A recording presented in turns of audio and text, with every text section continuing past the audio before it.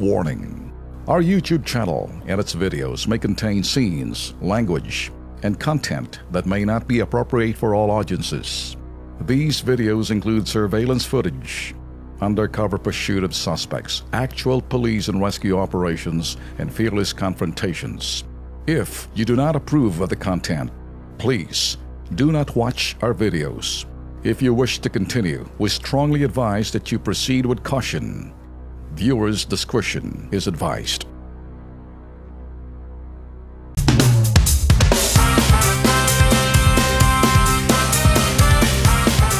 Eto, Kilos Pronto update rin po tayo. Naalala nyo ba yung pinalabas namin dito? Tungkulo sa basura dyan po sa tulay ng Estero de Sunog Apog sa Tondo, Maynila. Sa Balot Tondo, Maynila po ito. Matapos natin pukawin ang mga dapat na umaksyon dito, narito po ang kanilang update.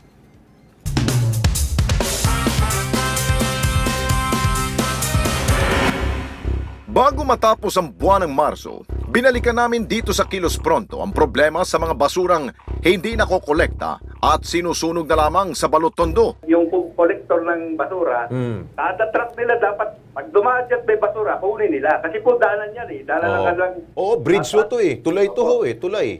Matapos namin pukawin sa pangalawang pagkakataon, ang pamahalang lungsod ng Maynila, Kilos Pronto nilang inaksyonan ang problema.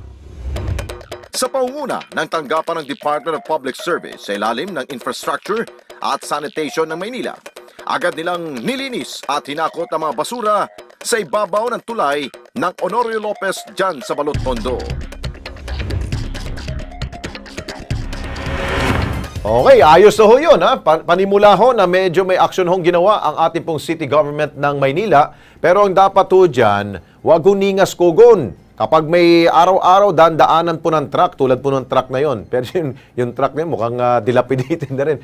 Medyo, wala pa tayong bagong mga truck po dyan ng basura. Mas maigi po, pakibombahan na rin po ng tubig po yung lugar na yan. Medyo umaalingaso po yung baho ng basura. At syempre, matagal po matanggal po dyan dahil sinunog po nila, di ba? Nakailang ulit po natin dito pong tinawagan pong pansin ng City Government of Manila dahil nga ho, imbis na hakutin yung basura, kita nyo naman, sinunog pa nila. Bawal ho yan. Ha? Hindi pwede yung manunog po sa open area, tulad po dyan sa tulay sa Tondo, Maynila. Okay? So sana po antabayanan natin ang iba pang mga kilos po dyan ng City Government of Manila na sana tuloy-tuloy na po at wala na po makitang basura ang Kilos Pronto. Okay?